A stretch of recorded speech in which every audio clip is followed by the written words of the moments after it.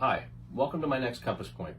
Today I'll be discussing how the meat system normally operates and the impact COVID-19 has had on plant shutdowns and meat shortages that we've all heard so much about in the press.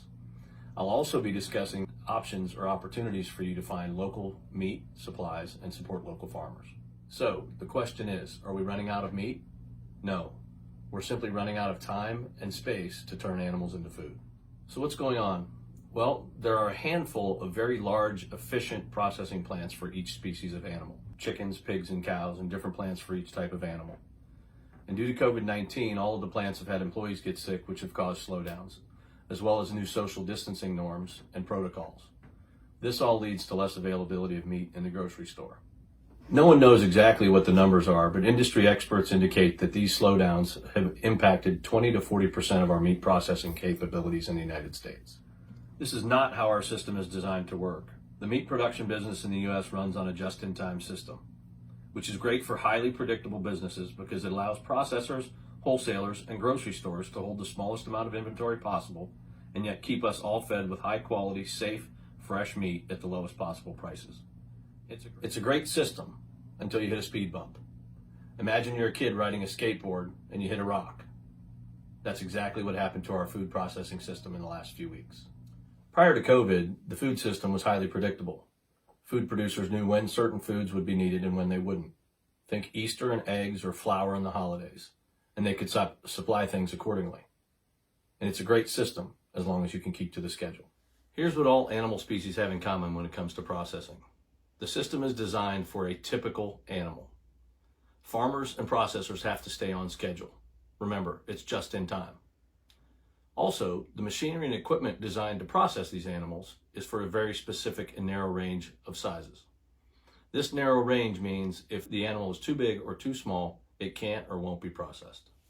For each processing plant and each species, there's a very specific size range that they desire. For chickens, it's 5 to 6 pounds. Pigs, 280 to 300 pounds. For beef cattle, it's 1,000 to 1,300 pounds. So why are we hearing so much about pork specifically? Well, the large pork processing plants were hit unusually hard with COVID-19, but there's also production and scheduling issues. And each one of these animals has a very specific length of time it takes to get them to the appropriate required weight for processing.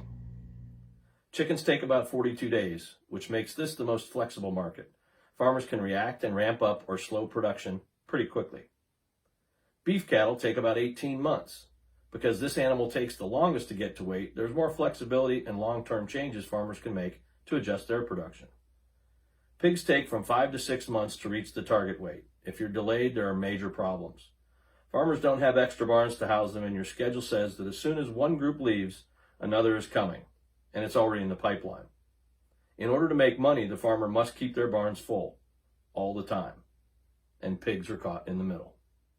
So why don't farmers just continue to feed these pigs until there's a spot open at the processing plant or things get back to normal? It comes down to two major reasons: economics and scheduling.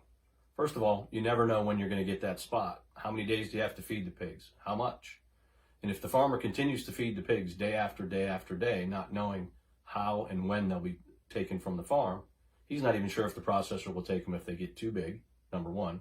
And number two, his costs continue to go up. Every day that he feeds those pigs can cost a typical farmer in the United States thousands and thousands of dollars that he may never get back and may never be compensated for. Farmers, especially pig farmers, are doing everything they can to slow down production rates. By changing rations, they slow down weight gain to give them more time to make decisions, and they're also doing things to impact sow pregnancy rates.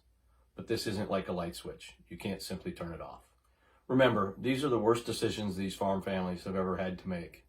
They're trying to survive and keep the store shelves full. So what can we do to bridge the gap until the processing plants are up at full production again? One idea is to contact local farmers and find out if they have animals available.